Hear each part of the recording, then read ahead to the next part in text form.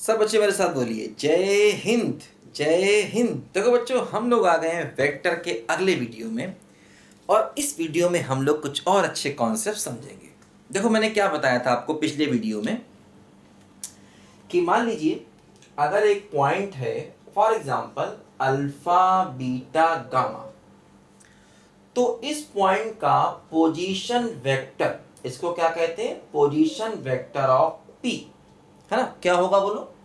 ये होगा alpha i cap beta j cap gamma k cap. ये मैंने समझाया था आपको पिछले वीडियो में, एक बहुत इंपॉर्टेंट पॉइंट, है ना?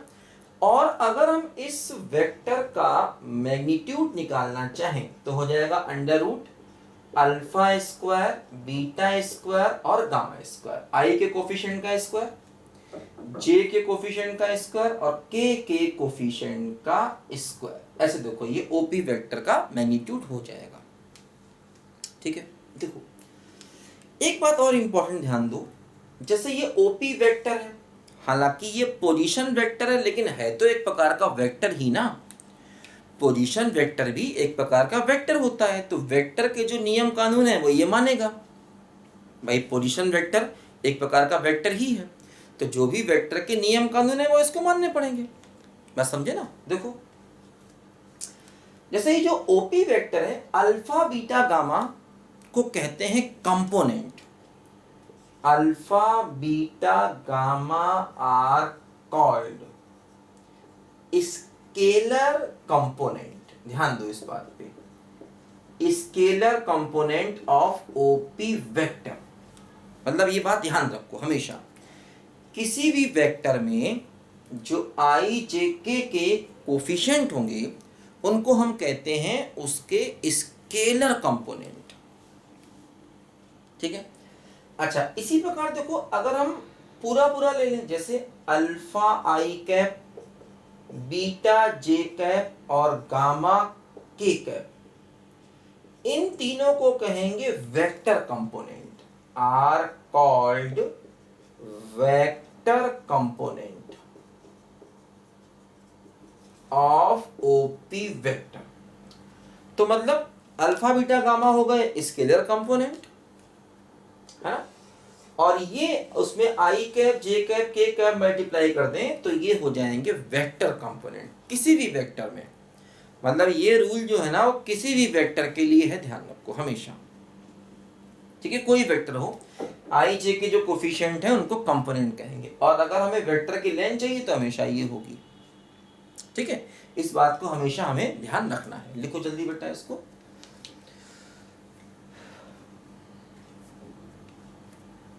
सत्यम शिवम सुंदरम, हाँ सत्यम शिवम सुंदरम, ईश्वर सत्य है, सत्य ही शिव है, शिव ही सुंदर है। हाँ देखो, ध्यान दो, मान लो एक पॉइंट ए है और एक पॉइंट बी है। चल क्यों नहीं रहा भाई तू मार्कर बढ़िया से। एक पॉइंट ए है और एक पॉइंट मान लो बी है। ये पॉइंट मान लीजिए ओ है, ओ। ठीक है, ये पॉइंट हमारा मान लो ओ है। देखो, जैसे ओ को बी से मिला दिया तो ये मान लो बी वेक्टर इसका पोजीशन वेक्टर हो गया, है ना? क्या हो गया बोलो? ओ बी वेक्टर बराबर बी वेक्टर बराबर position vector of B point. O को ए से मिला दिया, मान लो ये ए हो गया, तो ओ ए वेक्टर ये क्या हो गया? Position vector of A point. ठीक है, मान लो ए बी, तो मैंने बताया था पिछले वीडियो में कि अगर आपको ए बी चाहिए ना, ए बी, तो क्या होगा? बी माइनस ए। ये मैंने पिछले वीडियो में बताया था आपको कि अगर आपको ए बी चाहिए तो ए बी का मतलब पहले बाद वाले का पोजीशन वेक्टर, मतलब बी का पोजीशन वेक्टर और माइनस ए का पोजीशन वेक्टर, ये होता है ए बी वेक्टर। निकाल सकते हैं। देखो, मान लिया इस ए बी पर एक पॉइंट पी है, पी, और ये इसको इंटरनली डिवाइड कर रहा है, मान लीजिए एम एन के रेशो में। एक पॉइंट पी है जो इसको एम एन के रेशो में इंटरनली डिवाइड करता है। मान लो इसको इससे मिला दिया, मान लो ये वाला रेशो m है और ये n है, ऐसा मान लो। तो जैसे हम लोग स्ट्रेट लाइन में पढ़ते थे 2 डायमेंशन में इंटरनल डिवीजन, बिल्कुल वही चीज यहां पर भी है। जैसे अगर हमको ओपी वेक्टर चाहिए होगा ना, ओपी वेक्टर, तो जैसे आपको याद होगा स्ट्रेट लाइन में क्या करते थे, mx2 plus nx1 upon m plus n, बिल्कुल वही कॉन्सेप्ट। क्या, जैसे ओपी चाहिए तो m इंटू इसका position vector, m into B plus n into इसका पोजीशन वेक्टर और अपॉन m प्लस n हमेशा। ठीक है, ओपी चाहिए तो m इंटू इसका position vector plus n into इसका position vector upon m plus n। ठीक है, तो इसको कहते हैं इंटरनल डिवीजन।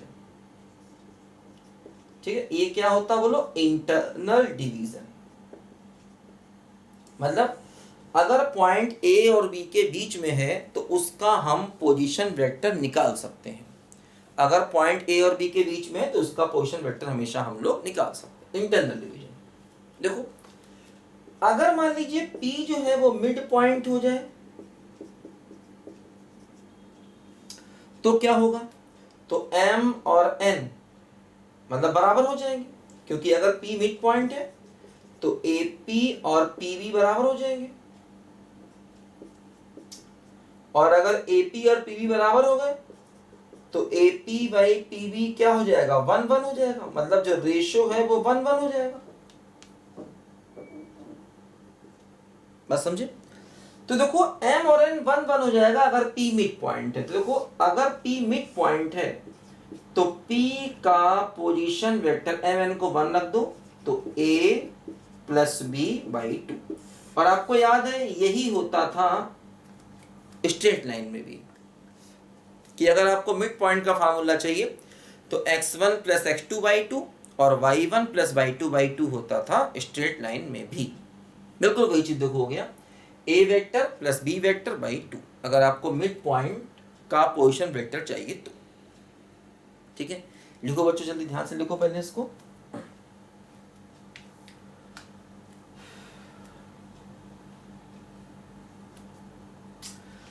गाड़ी बुला रही है, सीटी बजा रही है, चलना ही जिंदगी है, चलती ही जा रही है, गाड़ी बुला रही है।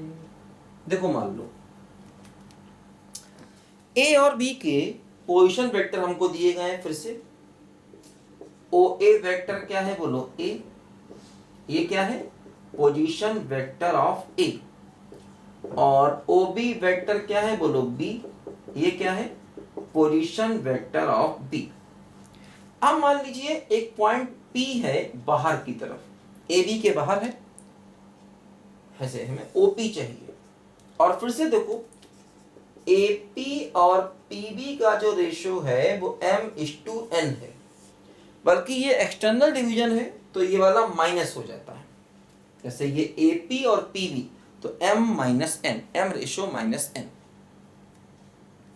तो मतलब देखो यहां पर ये वाला पूरा का पूरा रेशियो जो है वो m है और ये वाला रेशियो जो है वो n है।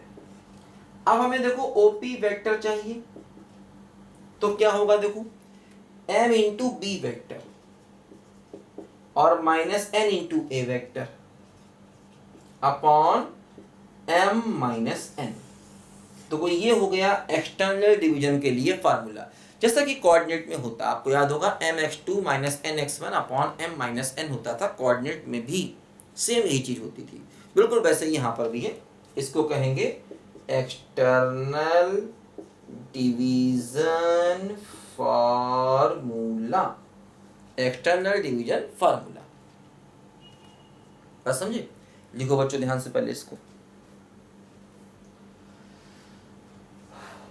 आते हैं लोग, जाते हैं लोग, पानी के जैसे रे। और बच्चों कैसे हाल चाल है? पढ़ाई वढ़ाई मस्त चल रही है एकदम? बिल्कुल पढ़ाई करते रहो बेटा, जी जान से जुटे रहो, सब बढ़िया होगा, कोई टेंशन मत लेना। टेंशन जाएगा पेंशन लेने, समझ गए? हाँ। आते हैं लोग जाते हैं लोग, पानी के जैसे रेले, जाने के बाद आते हैं यहाँ। देखो एक क्वेश्चन करते हैं। एक पॉइंट मान लीजिए ए दिया है और उसके कोऑर्डिनेट है 2, 3, 1। एक पॉइंट बी दिया है, ठीक है, और मान लो उसके जो कोऑर्डिनेट हैं वो है 4, ठीक है, -2 और 3। अब हमसे कहा जाए कि find position vector of A point P which divides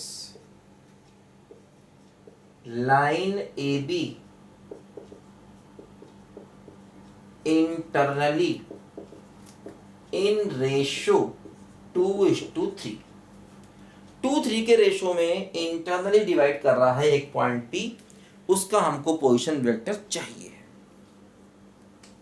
तो जैसे ये पॉइंट A है, ये पॉइंट B है, ये O है, ये OA हो गया, ये OB हो गया, एक पॉइंट P है जो इसको 2:3 के रेशो में डिवाइड कर रहा है। AP और PB का रेशो कितना है बोलो? 2:3। इसको M और N मान लिया, वही है ना। ये वाला हो गया 2, ये वाला हो गया 3। तो इसको हमने कह दिया M रेशो और इसको कह दिया N रेशो। ये OP चाहिए। देखो मैंने क्या बताया था कि OP वेक्टर क्या होगा बोलो? M इंटू दिस, यानी कि OB वेक्टर। तो 2 into OB vector plus N into OA vector, तो 3 into OA vector upon M plus N, यानी कि 2 + 3, ठीक है। M into OB vector plus N into OA vector upon M plus N। बस समझे? देखो OA वेक्टर निकल आएगा, कोऑर्डिनेट मालूम है ना, तो वेक्टर क्या होगा? 2i cap 3j cap plus 1 into k cap. और OB वेक्टर क्या होगा? 4i कैप -2j कैप और प्लस का 3k कैप, ठीक है। OA वेक्टर OE वेक्टर आ जाएगा। मैंने बताया भाई पॉइंट के कोऑर्डिनेट मालूम है, IJK से मल्टीप्लाई करोगे तो उसका क्या मिल जाएगा? Position vector. पॉइंट के कोऑर्डिनेट मालूम है, IJK से मल्टीप्लाई करोगे तो क्या मिल जाएगा? पोजीशन वेक्टर, ठीक है। तो AP और PB का रेशो मालूम था, OP चाहिए था, तो 2 इंटू OB है ना, 2 इंटू दूसरा वाला अपोजिट साइड वाला, इधर वाला नहीं, 2 into this plus 3 into this और अपॉन 2 + 3। तो वैल्यू पुट करनी है, देखो कर लेंगे आसानी से, हो जाएगा। देखो 2 इंटू OB देखो ये है 4i माइनस का 2j प्लस का 3k प्लस 3 इंटू OA देखो ये है 2i 3j प्लस का k और अपॉन 2 + 3 कितना हो गया? 5। देखो ये क्या हो गया? 8i कैप माइनस का 4j कैप 6k कैप, ये क्या हो गया? 6i cap 9j cap 3k cap upon 5। देखो 8 6 कितना हो गया? 14i कैप, ये क्या हो गया? प्लस का 5j कैप और प्लस का क्या हो गया? 9k cap upon 5। भाई देखो i से i जुड़ेगा, j से j होगा और k से k जुड़ेगा, है ना। i में प्लस माइनस होगा, j में प्लस माइनस होगा और k में प्लस माइनस होगा। इसमें कौन सी बड़ी बात है? बहुत आसान है बेटा, बहुत ही आसान है, इजी है, ठीक है। तो ये सवाल हमने कर लिया। करो जल्दी बेटा, लिखो, बहुत इजी है, कुछ आसान है बेटा, कुछ नहीं करना है, फार्मूले का प्रयोग करना बस, केवल सवाल खत्म। ठीक है, देखो मान लो यहां पर इंटरनली की जगह एक्सटर्नली होता, ऐसे होता। तो देखो समझो बेटा, अगर एक्सटर्नली होता तो क्या होता, देखो देखो ये रेशो 2:3 है। तो जैसे कि अगर मैं इस पॉइंट P को, मान लीजिए इस पॉइंट P को मैं इधर लेता, बाहर, इस पॉइंट P को मैं बाहर लेता ऐसे करके, तो क्या ये रेशो 2 और ये 3 हो सकता था? कभी नहीं। देखो ये 2 और ये 3, तो समझो क्या ये डिस्टेंस 2 और ये 3 हो सकती? कभी नहीं, क्योंकि ये तो ज्यादा है ना। ठीक है, सोचो, तो ये यहां पर कम है, तो मतलब AP और PB का रेशियो अब 2:3 नहीं हो सकता, समझो, क्योंकि ये तो कम है ना यहाँ पर, जबकि यहाँ पर देखो ये ज्यादा डिस्टेंस है और ये कम डिस्टेंस है। तो इसका मतलब ये P पॉइंट उधर कहीं होगा। ये बात ध्यान देना पड़ती है, ध्यान दो, ये बात देखनी पड़ती है। रेशो क्या दिया है देखो, अगर हम P को उधर लें, यहां पर P को लें, हाँ अब देखो ये पॉसिबल है, अब ये पॉसिबल है कि देखो AP और BP 2:3 हो जाए।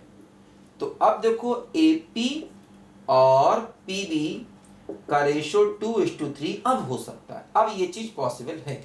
ये बात ध्यान देनी पड़ती, ध्यान रखना बेटा।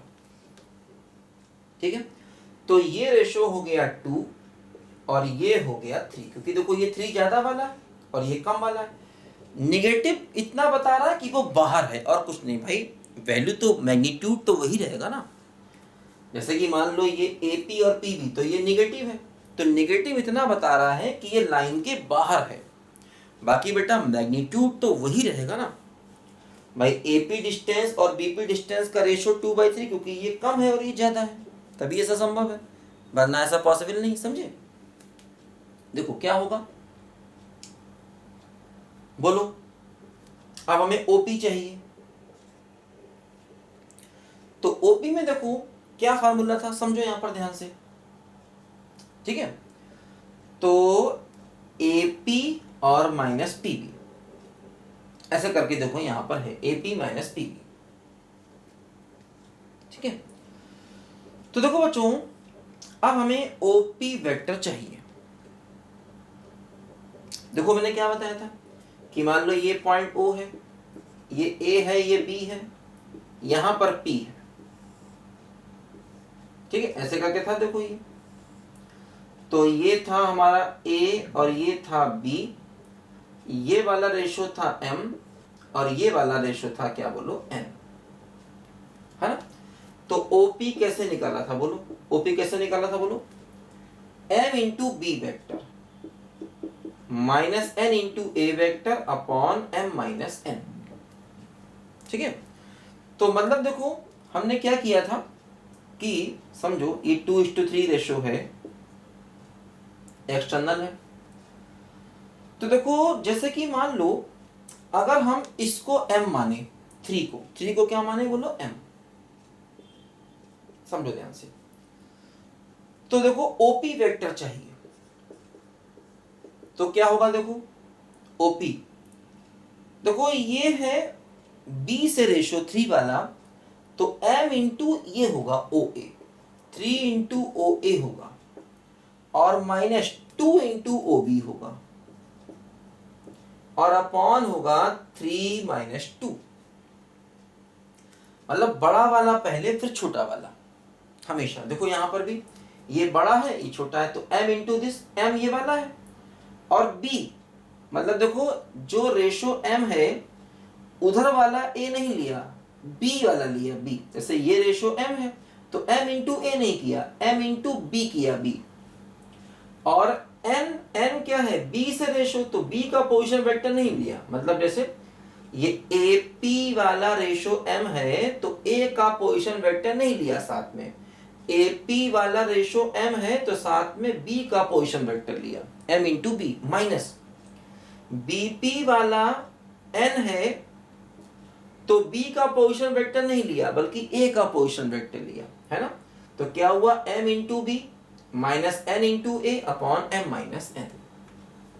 तो वही देखो, जैसे ये वाला रेशो 3 है तो इसका पोजीशन वेक्टर नहीं लिया, इसका लिया ए का, तो 3 into O A vector minus ये वाला 2 है तो 2 into O B vector upon 3 minus 2। समझो ध्यान से यहाँ पर, ठीक है। तो ऐसे हमें थोड़ा यहाँ पर दिमाग लगाना होता है एक्सटर्नल में। पहले तो देखना पड़ता है पी पॉइंट है किधर, पी इधर नहीं मान सकते क्योंकि एपी रेशो 2 और बीपी 3 नहीं हो सकता, वो छोटा था ये बड़ा था। तो अब देखो हम पी इधर मानेंगे तो ये छोटा हो गया ये बड़ा होगा, ये पॉसिबल है।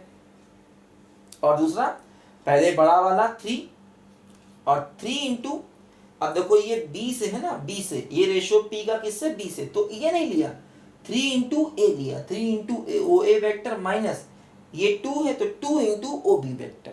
जिधर से रेशो होता है उसका पोजीशन वेक्टर नहीं लेना, दूसरे वाले का लेना। जैसे ये बी से पोजीशन वेक्टर ना, तो 3 into O A vector minus 2 into O B vector.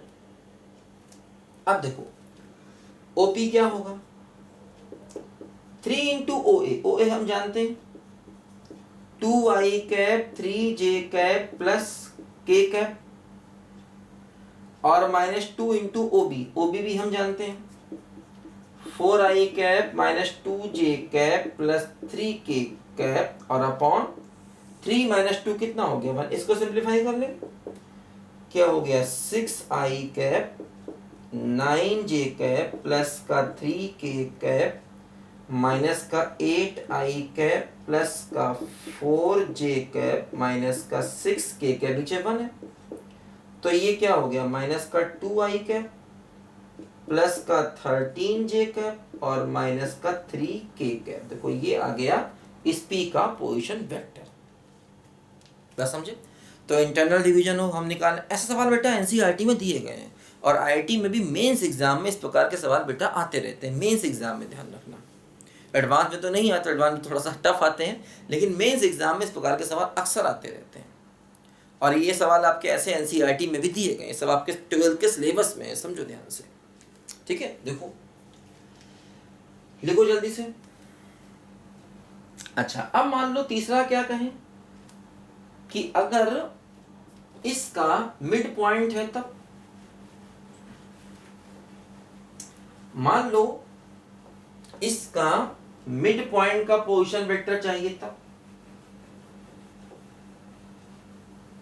ठीक है। Find position vector of point P, P क्या है, ये है mid point of A B, A B का मिड पॉइंट है मान लो।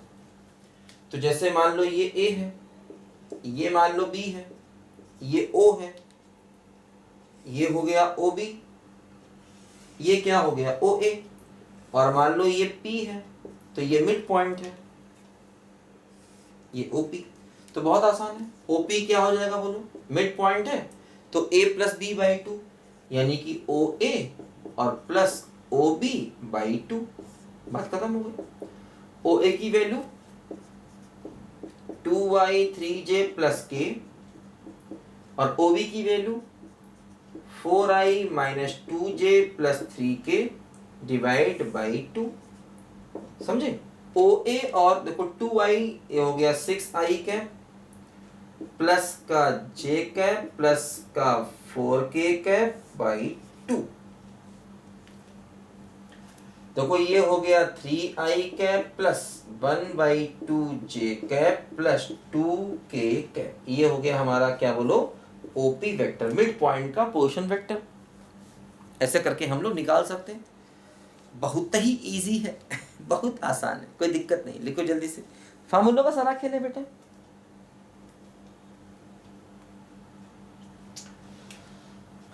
आते हैं लोग जाते हैं लोग पानी के जैसे रेले, जाने के बाद आते हैं याद गुजरे हुए वो मेले यादें मिटा रही है, यादें बना रही है। देखो बच्चों ध्यान दो, मान लो एक पॉइंट ए दिया गया, मान लो एक पॉइंट बी दिया गया। क्वेश्चन देखो ये दिया गया है, क्वेश्चन ये है कि find unit vector in direction of A B vector. A B vector की डायरेक्शन में हमको बताना है यूनिट वेक्टर। देखो मैंने क्या बताया था, यूनिट वेक्टर होता है वेक्टर को उसी के मॉडुलस से डिवाइड करेंगे हमेशा। तो हमें यूनिट वेक्टर चाहिए ए बी की डायरेक्शन में, तो हम क्या करेंगे, ए बी वेक्टर को उसी के मैग्नीट्यूड से डिवाइड करेंगे, बात खत्म। तो ये हो जाएगा unit vector N cap. Generally unit vector को एन कैप से लिख देते हैं, जनरली जरूरी नहीं कोई मत लिखो उसे, आप यू लिख लो। चलो यूनिट वेक्टर है ना, तो इसको यू मान लो।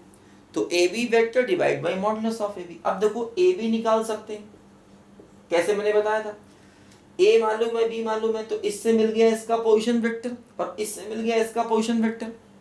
अब ए बी क्या होगा, ये होगा ओ बी माइनस ओ ए। मैंने बताया था बेटा आपको कि ए बी चाहिए तो बाद वाले का पोजीशन वेक्टर माइनस पहले वाले का पोजीशन वेक्टर। ओ बी क्या है बोलो, 4i cap minus 2j cap 3k cap minus O A देखो ये है 2i cap 3j cap plus का k कैप। देखो ये हो गया 4i कैप माइनस का 2j कैप प्लस का 3k cap minus 2i cap minus का 3j कैप माइनस का k कैप। देखो ये हो गया 2i कैप और माइनस का 5j कैप और प्लस का 2k कैप। देखो ये हो गया ए बी का वेक्टर, है ना। अब देखो इसका मैग्नीट्यूड क्या, इसका मॉडुलस क्या हो गया, अंडर रूट 2 का स्क्वायर प्लस माइनस 5 का स्क्वायर प्लस 2 का स्क्वायर। ठीक है, देखो 4 4 8 और 25, 8 और 25 कितना हो गया 33। तो बस यही आंसर हो गया। यूनिट वेक्टर क्या हो गया बोलो, दिस वेक्टर अपॉन इसका मैग्नीट्यूड। तो दिस वेक्टर क्या हो गया बोलो, 2i कैप माइनस का 5j कैप प्लस का 2k cap upon under root 33। बात समझे।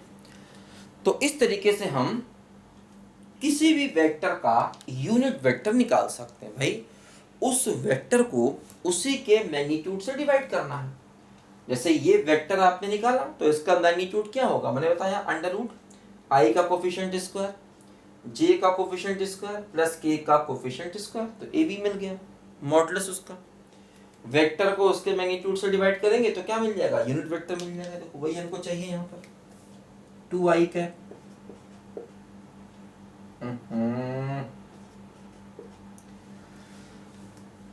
बात समझे बच्चों, लिखो फटाफट जल्दी लिखो इसको। आते हैं लोग जाते हैं लोग पानी के जैसे रेले, जाने के बाद आते हैं याद। देखो जैसे एक सवाल और कर लेते हैं फटाफट।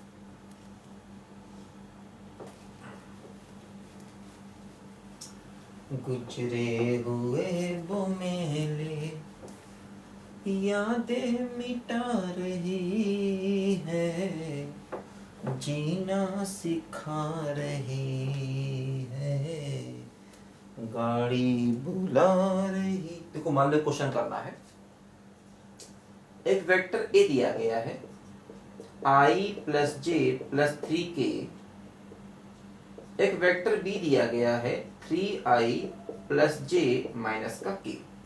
हमसे कहा जाए कि फाइंड यूनिट वेक्टर इन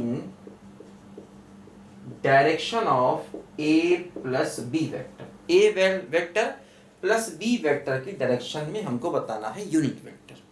तो काफ़ी इजी, पहले ए प्लस बी निकाल लो, इन दोनों को सम कर दो, क्या होगा देखो 3i और i 4i, j और j कितना हो गया 2j, 3i और माइनस के तो प्लस का 2k, ठीक है।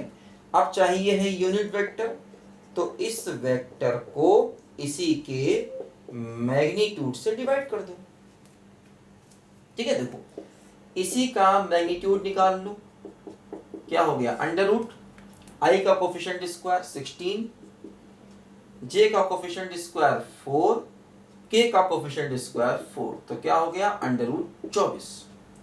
तो a प्लस बी वेक्टर क्या हो गया 4i cap 2j cap 2k cap upon क्या हो गया बोलो अंडर रूट 24। तो ये हमारे क्वेश्चन का फाइनल आंसर आ गया। बहुत इजी है, ठीक है बच्चों। तो बच्चों इस वीडियो में इतना ही।